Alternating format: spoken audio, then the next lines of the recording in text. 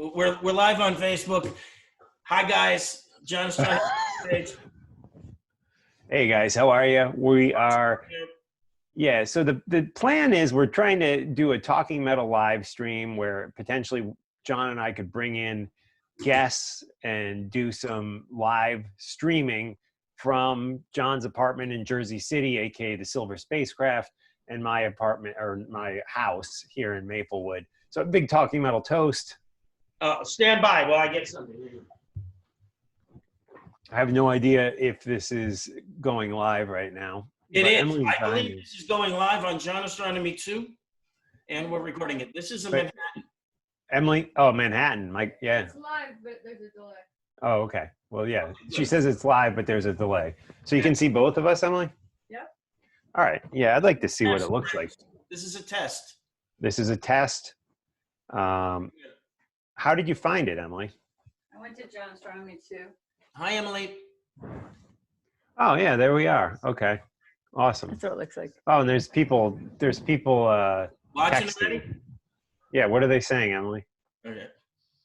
Hi, Emily. All right. Cheers. Okay, we're live. All right. Let's have a Talking Metal toast. Should we do an official start? Yeah. Okay. 3, 2, 1. Hey, it's Mark Striegel of Talking Metal, and I am here with the co-founder of Talking Metal, who has put this whole thing together, a new Talking Metal endeavor, right, John? Yes. This is streaming live. What are we calling this? Talking Metal Facebook Live? It's going to be Talking Metal on Facebook Live or Talking Metal Live on Facebook. One or the other. Okay. Now, first of all, John, I want to go into a little bit of our history together and the Talking Metal history, but you have 3 Facebook pages, right? And this is because why? Because when I started out my Facebook page, I started it as a person, which is what I am, as opposed to a band or an entity. Right. And I don't even know where to look yet. I'm trying to figure this out. So I'm supposed to look here. But when I look at you, it looks like I'm looking the wrong way. So anyway, I just keep looking at my hair. It just seems awfully flat. It looks good. I think it looks nice. Yeah. I like Emily in the background there. She's doing a dance. Emily, that's a good thing. We're going to have to incorporate that as a primary thing. Hey, I know somebody who has one of those poles. No offense. Right. Yeah, but we could get that going. So you have 3 Facebook pages, right? Correct. And why? Now, they all mirror each other? Well, no. The problem is that you can only have 5,000 friends on one page if you're a person. And so I have 3. Part 3 was created by accident, but John Astronomy has 5,000 friends and followers, maybe a couple thousand followers, and I'm not even sure if those are the same people or different people. Then John Astronomy 2 has 4,000 friends, and John Astronomy S3 has 2,000 friends. So they're 3,000 friends. So once they all get to 5,000, then I'll start John Astronomy 4. But you have to go in and like the same thing you post on John Astronomy 1, you then have to post on 2 you do, and 3. but what I do is I tag all the other ones. Then I have to go to each. Then I have to go to, for example, John Astronomy 2 and accept all of my tags from the previous one. So sometimes 2 and 3 are on a delay. So this is a treat for if you could call it that, a treat for John Astronomy 2 people, because you are getting this for the first time. It's a John Astronomy 2 premiere, exclusive premiere, right? Right now it's exclusive on John Astronomy 2. I'm looking at the wrong camera now. Keep looking at it. Right. So anyways, we started this podcast together. This is a new medium, right? Is that the word? And I know it's a little, like, what's that called? Like lo-fi, it's not perfect. We haven't worked out the kinks, which is why we're doing this episode without a guest. Right. Yeah. This is just a test run. We may come back as soon as Saturday, Sunday with a guest? We might come back as soon as Saturday. Okay. All right. So we started the podcast, the Talking Metal audio podcast, not video, back in 2005. Can you believe, John, we are almost at 15 years? I can't. That seems, I can't even believe it. I literally remember it like it was yesterday. I remember being in we started it in my old bedroom, believe it or not.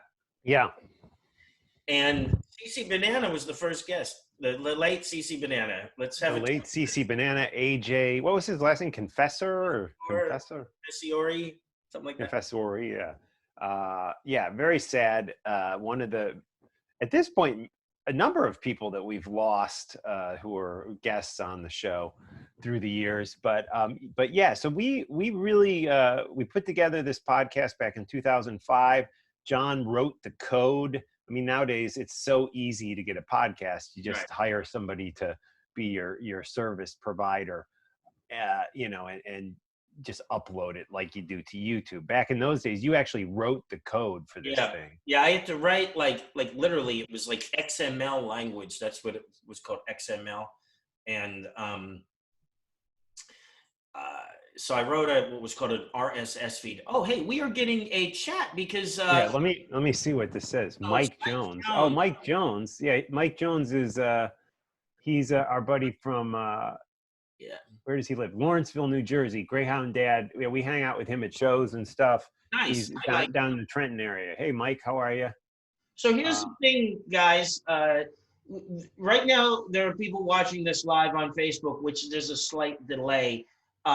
In future versions, we're going to open this up to people on Zoom. Right now, Mark sent out a link to some of his friends, and you can join on Zoom as well. When you join on Zoom, you will have the ability to send us notes via chat. Now, unfortunately, if you're on Facebook and you ask a question with comments, we welcome comments, but we can't respond to your comments because we can't look at Facebook and the Zoom chat. I wonder if I could do it on my phone, but I don't know. There's still a delay, so I see. Now, one might say, how can people? Oh, there we are. Right. Yeah, I see us. Yeah. Live on Facebook. That's a different. Yeah, there's already 28 comments, and there's 26 people watching on Facebook. So, along with Mike, who's watching on Zoom, we have 27 viewers. That's pretty good. Yeah. And that's in John Astronomy 2, which is, right. Exclusive. Which is no John Astronomy 1, by the way. Yeah. No offense to the people of John Astronomy. No offense to John Astronomy. Yeah. Oh, hey. Hi, Emily. Emily, how are you? Can you hear me, Emily? So we got Ron Osborne, all your buddies here, John, checking in. Here's my... Jeff Willis. My best friend, I don't know if he's in John Astronomy 2, is Jack Lawler. This is the coolest guy I've seen on Facebook in the whole world. He's from the Georgia area, and his posts are always so funny. Jamie Ross of Like It is like best buddies with him on Facebook now, too. And my father likes everything Jack Lawler does. So Jack Lawler, if you're not watching this now, you will watch it later on John Astronomy 1 or maybe John Astronomy 3. And, right. So a lot of people, Tommy O'Donnell checking in. Nice. David Quinn, Rob, Rao. How are you guys? Thanks for watching. Yes. We're just, again, this is we have no agenda. We're just winging it. I did want to just recap our history a little bit, John. So yeah, we started the podcast, one of the first podcasters on iTunes. I mean, the only other rock podcasts on iTunes at that time were Michael Butler's Rock and Roll Geek Show. And there was a guy called Entropy League who did like a heavy metal podcast. And that was it. I know like Classic Metal Show, and there was some other show from Cleveland. I forgot what they were called. They joined right around the same time we did, maybe a little after. Some people had been streaming, but we truly were one of the first podcasters on iTunes. And I like to tell people, John and I invented podcasting. We actually invented one thing that we definitely invented, and I swear to God we invented it: interviewing rock bands on a podcast. We were, I guarantee you, unless Michael Butler, who I love, did it before us, but I don't think he did. I think that we were the first podcast ever to have a celebrity guest, and that was Stryper, and that was in 2005. Right. Yep. Right? Yeah. And some of the early guests that we had, Stryper, Yngwie Malmsteen was another early one that we had on. I'm trying to think of who else was in that early batch of people. I don't know. I'd have to go back and look. But When did we get like Metal Mike was an early? yeah, Metal Mike was really early too. Yep, Yeah. for sure. You know what? I think Jack Frost was an early guest. Metal Mike. And then we went on, after the podcast was on, we started 2005. Then in late 2007, we started Talking Metal on Fuse, a national TV show based kind of on the podcast. And there we had so many good guests on that show. Yeah, Ozzy, Nikki Sixx, Serge Tankian, Danzig. Grant, John, I almost called you Grant. My son's. That's okay. That's a compliment. Yeah, John went to Glenn Danzig's house in LA and interviewed him. We even before that, we had Ozzy on the podcast before we even got the TV show. That was an amazing thing that Ozzy's camp knew about Talking Metal enough to okay an interview with us in a Las Vegas radio station. So Ozzy went to a radio station to do his own interview, and then after that came into a different conference room and met with us. How cool was that? Yeah, that was awesome. And he was so friendly that day. So amazing. Like, believe me, thank you to everybody involved in that. Of course, Sharon Osbourne, Ozzy's assistant. Mark, you tell us about him. Remember him? Yeah, Tony is Ozzy's assistant. He was there. And I had met Tony before when I worked at MTV. Ozzy had stopped by. This was 1996 for an interview for a show I was working on. And Tony was Ozzy's assistant. And Ozzy talks about Tony, I forget his last name, a lot in his book. Tony was a fan that would just always kind of be showing up. When Ozzy was out of Sabbath in the early 80s, you have to remember that, Sabbath didn't really end on top. They kind of went out. They were like, oh, no one cares about Sabbath anymore. And it was kind of a bust. They weren't they weren't in the cool club anymore. New wave was happening. Punk was happening. They were kind of even though they were, early 30s, they were kind of like the old crew. But Tony would show up at Ozzy's solo gigs, like the original, when he was still just trying to really make a name for himself again. And he was always there, and he kept showing up at concerts and would hang out with Ozzy afterwards. And eventually Sharon and Ozzy were like, let's just hire this guy. He's at every show. And that's how it happened. He was just a big fan. And he's, as far as I know, he's with Ozzy to this day. That's very, very cool. What a great story. And we have been very lucky, Mark, as you know, and to think back at all the fun we had, and then all the amazing things we did. We had a chance to jam with some of our heroes, including Eddie Ojeda from Twisted Sister. Right. Bobby Blitz from Overkill, Mike Portnoy, Frank Bello of Anthrax, Rob Dukes of Exodus, Gary Holt of Exodus, all the Exodus guys, actually. All the Exodus guys. See, what happened, so we got this TV show on Fuse. Tell that story while I go get something to drink. Yeah, we got this TV show on Fuse, and John and I I worked at VH1 previous to that, and some of the VH1 people went over to Fuse, and they said, come over to Fuse and do this show. So we came over and did a TV show version of our podcast. And this woman who worked there, it was her idea. Her name was Michelle Mahoney. And she was the one who said, because she used to come see John and I play gigs, back in the 90s when we worked it with her at VH1. And she was now over at Fuse. And it was her idea, because she said, why don't you strap on the guitars? Oh, there you go. I can't even see that. I got to put my glasses on. What are you drinking, John? Oh, Bud Light. Cool. Nice. Always a safe but good choice.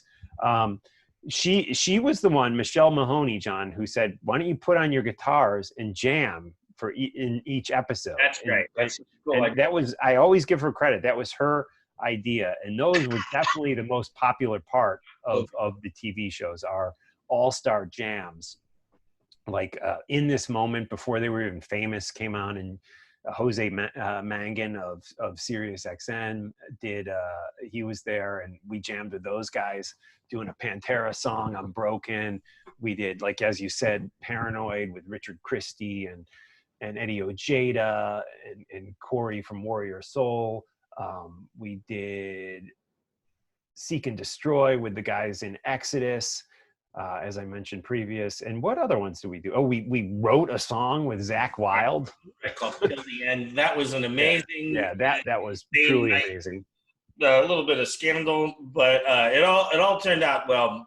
Look how nice, but incidentally, look how nice Pearl is sleeping on the. You can see her? Oh, yeah. So nice. Emily's reading a book, and Pearl is. And Pearl is playing the. Hi, Emily again. Pearl is such a, look at this. We could be talking metal, and Pearl is just having a nice time sleeping. Yeah, well, she should be tired. She walked like 4 miles. Oh, South of Heaven. Somebody's reminding me. That was great. That was with. Yeah. Thank you, guys. John, you know the show better than we do. Tony B. Paris said you guys jammed South of Heaven with Richard Christie, Byron, and From God Forbid. And Metal Mike, which was awesome. That was awesome, and that was such a good jam. Literally, that's one of the best sounding jams we did, like, and coolest in metal credibility. And we were good. We sounded freaking great on that. We did. That was a lot of fun, and there were other. Running Wild had one was big. What's that? Running Wild with Bumblefoot and Frank. Oh yeah, Running Wild by Judas Priest. We did that with Bumblefoot and Frank. One of the coolest things on that was we were at Bumblefoot's studio, and we were painting, and we always threw in some kind of wild activity during our shows. Yeah, that one was painting Bumblefoot's studio. Here's something that I've been thinking about recently. One of the greatest people in the music business, in my opinion, and without question in the metal community, right? Rob Halford and Judas Priest. Yes, for sure. Watched that video of us playing Running Wild, and he said that we were good, and he said that he would consider bringing that song back to the live Judas Priest show after watching us play that. How crazy is it? Yeah, that is crazy. And I can't remember if he did immediately. I know I've seen them play that in more recent years, but yeah. That was amazing. I mean, there were so many great moments in that Fuse run that we did.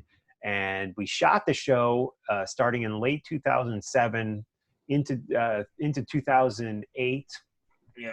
They continued to rerun the show. I think Wikipedia says through the end of 2009, but I seem to think they played it in early 2010. I think you're right. I think it did go to 2010.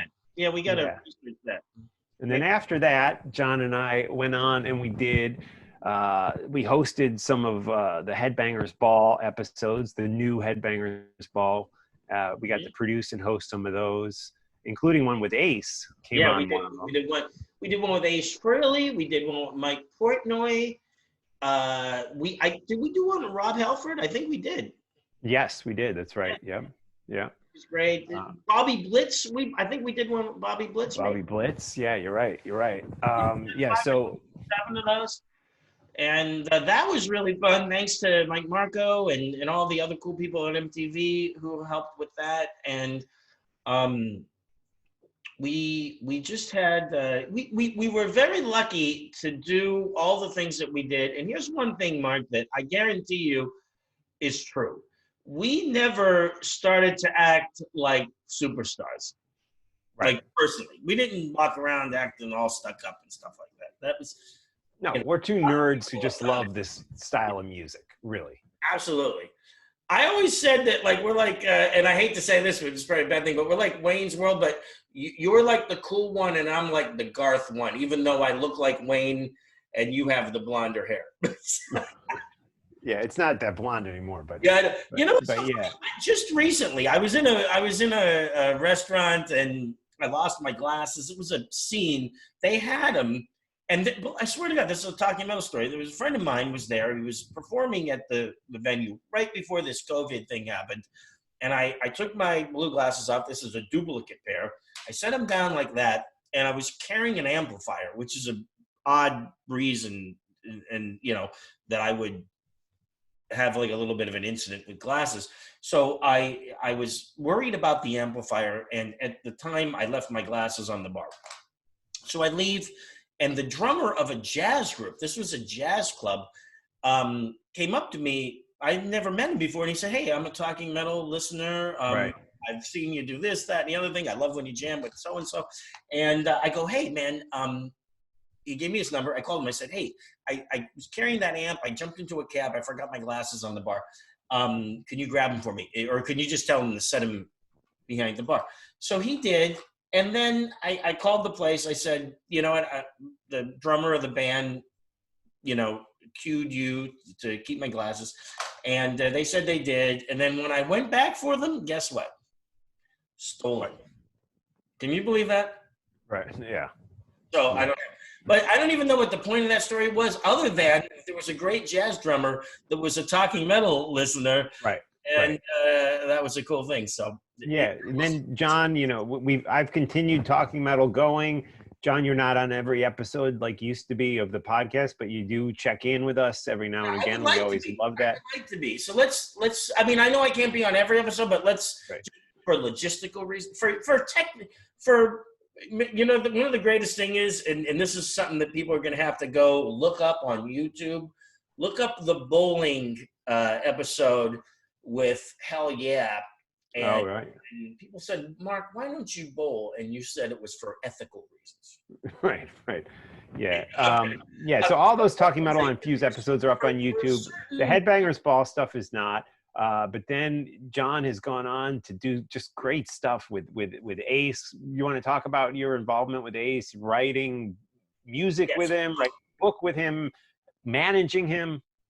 Correct. So I'm going to get serious right now. So Ace Frehley, who has been my childhood idol since 76, has been very nice to me since I first met him in 1987.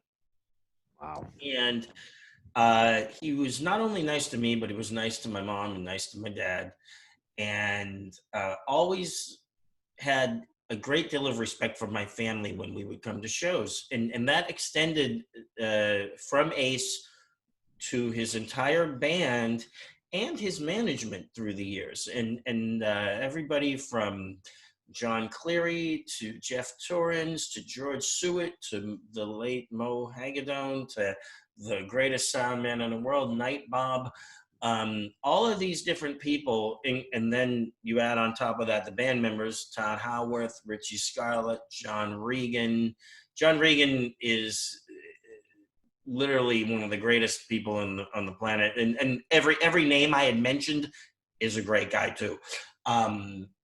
Billy Ward, Anton Fig, Jamie Oldacre. And then you fast forward to the newer guys in the Ace Frehley band, Budgie, Carl Cochran, and then you go into the Ace Frehley band with Matt Starr and Scott Coogan and the late Todd Youth, Derek Hawkins, Anthony Esposito, one of my best friends. Or somebody that I look up to. I don't know if he considers me one of his best friends. Don't forget about Richie Scarlett too, right? Oh, I said Richie. Oh, did you say Richie? Okay, I'm sorry. I said Richie because Richie was part of the old friends. Yes, yeah. Sandy Slavin, who I have to say I'm not currently corresponding with Sandy Slavin, although I would like to be. Great guy. You remember Sandy Slavin? He was the drummer from Riot. I know that name. I don't know. I don't really. Riot. And what's really great is I set up his drums once in Boston at on Lansdowne Street, which is one of the coolest streets in the Back Bay of Boston right now. And I went there when Ace played when Ace and Like It played in Massachusetts. I had a day off in Boston, and I went to Lansdowne Street and I went to some of the old clubs. There was a place called Axis. That's where Ace played. And then there was a place called City. They're different places now. I think City is the House of Blues, and But I set up Sandy Slavin's drums. So anyway, a lot of great people have been in Ace's bands through the years. And then now we have a great band with Phil Schaus, Ryan Cook, and Jeremy Asbrock, and Matt Starr. And there's been a lot of great people. Chris from Accept has played with Ace. A lot of great other people have been in and out of the band at different times. Right. Lamento of White Lion. But anyway. Anyways, yeah. Guys have all been cool to me. And then I went on to co-write Give Me a Feeling, which was a single off of the Space Invader record. I co-wrote the No Regrets book, and that was a great experience that I could do a whole podcast on, just that No Regrets book. I can do a whole podcast on Give Me a Feeling. And then I went on to tour manage Ace for many, many tours. And right now I'm working with Ace more than ever. Ace is back in the NJ area, guys, Right. where we are, which is really neat, knowing that Ace is in the same state as us. And basically, even during this COVID, what I'm doing right now is rescheduling shows that were booked for Ace into the fall months, hoping that maybe late summer, early fall, but who knows? I mean, we want to keep playing, so we take shows that were booked. They may not have been announced. They may have been announced. We move them to a later time, hoping that they're going to happen. And then Right. Nobody knows. I mean, Motley Crue, right? They've got this big tour starting. They don't even know if it's going to happen or not, right? Right. Yeah. So anyways, that was a little bit of our history. Yeah. But so just to let you guys know, this is we were literally just testing the stream tonight, trying to get it. Sorry I'm going on and on about. No, it's good. It's good. But I'm just letting people know that we're going to do this. Who's our first guest, John? Our first guest is going to be confirmed? Phil Schaus from Accept, Ace Frehley, and Gene Simmons Band. Wow. Unless he's watched this and decided not to come on. Wow. So So when we have him on, the shows are going to be a lot more structured. We're going to have to have look great. Yeah, we're going to try to have a certain time where we start. John and I will come on and talk a little bit. Then we'll bring our guest on. And I was thinking, going back to the Talking Metal Infused thing, it'd be wild if we could somehow do some sort of jams on here, or get somebody, even if it's not us, just to get a musical guest. Musical guest would be great. Yeah, like we love this guitar player Sean Baker from Michigan. Even to have a guy like that, just like come on and rip a solo at the end or something like that would be fun. That's a great idea. That is an awesome idea. We should get Metal Mike back to do some stuff. That'd be cool. Yeah. So John, before I let you go, talk to me about all these beautiful Les Pauls behind you. Okay. Let me see if I'm going to try something here. This is like pointing at a green screen, but this is like the guitars. I'm looking at a third screen. one in. That guitar that I'm pointing at right there is a Les Paul Ace Frehley Budokan model. Wow. That Ace gave me as a Christmas gift, and it's signed by Ace in the headstock. The one next to it, well, that one there is a Sam Ash or a man. No, it's a like nowadays everybody we're all friends, but that's a Manny's Music exclusive that I had pickups put in that Larry DiMarzio himself sent to me. That's how cool is that? I met him through Ace. And when I showed Ace, and Ace picked up that guitar, the funniest thing, he was sitting like right here, and he picked up the guitar, and the knob flew off. So, and he goes like, what the heck happened? I go, I'm sorry, that knob keeps flying up. So he picked up the guitar to play it, and the knob flew off. But that inspired Ace to start playing his black guitars again, which was cool. Oh, cool. And then the one next to that, with the three pickups without the pick guard is, and I'm not looking back. There's a reason I'm not looking back. I'll tell you why. I didn't fix my hair right, but so see, I can touch these. It's not like a fake thing, but anyway, this guitar is really amazing. Here, let me take it out I'll show you something crazy. This is a Les Paul Supreme. Now, I worked for Gibson for 10 years, and I did not know that Les Paul Supremes had a back that looked like this. Now, Wow. what do you notice about this back other than its amazing flame top? Here it is. I'm going to give it to you. There are no control cavities, control plugs. Yeah. So Right. how do you put in a new knob? How do you resolder the wires inside? How do you change the pickups? Guess what you got to do? You got to take everything off the front and then like fish something down in there. And I don't know. You got to maybe take all the pickups out and put a light in there and get a soldering iron and stick it in there. Wow. I mean, how you don't like pop the top off or anything. So I think this is like a guitar tech's worst nightmare. The only person I know who plays one of these is Steve Conti from Michael Monroe's band, the New York Dolls, formerly Bulls, great guy. Yeah, I know who you're talking about. Yeah. Who's opened up for Ace, just an amazing musician. But anyway, this is a Les Paul Supreme. It's an amazing guitar. And my other, one of my other favorites is this one, which you can tell my favorites are tobacco burst guitars.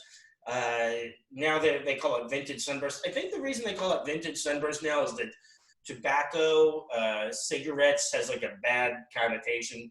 I don't know that for sure, but they changed it to vintage sunburst. This guitar was bought at Music Haven, and sometimes it's called Music Haven in galleries. But what's my Les Paul's is the Desert Burst, I think. Yes, Desert Burst. Desert Burst is a very similar finish. It's just a more exotic version of the tobacco sunburst Desert Burst. But anyway, this is literally like if I had to run out of here with one guitar, I'd take the Ace guitar there with the 3 pickups with no pickguard, because that's a 1 of 13 made for Ace. It's called an AFS custom shop model. But if I had a chance to take a second guitar out of here, I'd take this one. This is my favorite guitar of all time. Plays great. It's a 1987 Les Paul Custom. I just love it. That's not the one that Nick Cavanero scratched the back of with This is my favorite. Wow. Now, I love Nick Cavanero, but he did wear a belt on it. Now, there's a thing, it's called buckle rash. So there's a slight buckle rash, courtesy of my good friend Nick Cavanero. So if I ever had to, there it is. You can see it. You can see it in the light right there. Right. See that right there? That little thing that. Right there. I can't. That's buckle rash. Anyway, oh, really? Okay. I love you, Nick, if you're watching this, but that is buckle rash. Now, here's what I would have to do. If I put this on eBay, I'd have to say slight buckle rash on the back. Right. Very slight, thanks to Nick Cavanero. Although if he gets famous, then I can say that Nick Cavanero did that.